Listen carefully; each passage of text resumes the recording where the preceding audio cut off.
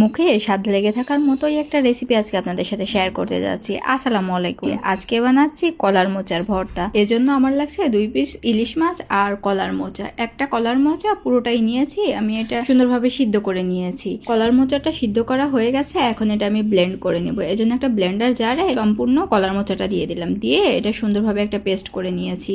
আর এখন এই ব্লেন্ডার জারে পেঁয়াজ, মরিচ আর রসুন দিয়ে একটা পেস্ট তৈরি করে নেব। এখন চলে গেলাম মেন রান্নায়। এজন্য কড়াইতে তেল দিয়ে দিলাম পেঁয়াজ কুচি। পেঁয়াজটা ব্রেস্তার মতো করে ভেজে আমি তুলে নেব। দেখতে পাচ্ছেন আমার ভাজা হয়ে গেছে, এখন এটা আমি তুলে নিচ্ছি।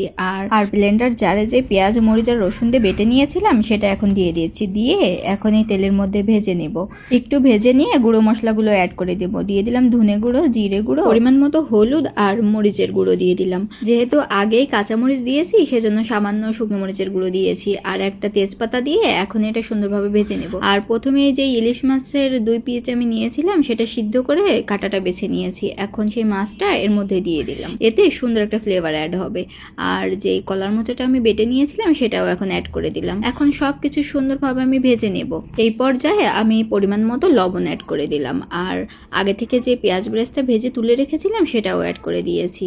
যখনই তেল ছেড়ে দিবে বুঝতে হবে ভর্তাটা হয়ে গেছে। ব্যাস রেডি আমার কলার মোচার ভর্তা। সকাল আর দুপুর নেই, মেনুতে যদি এই ভর্তার আইটেম থাকে তাহলে শুধু এটা দিয়েই ভাত খাওয়া হয়ে যাবে, এত মজার।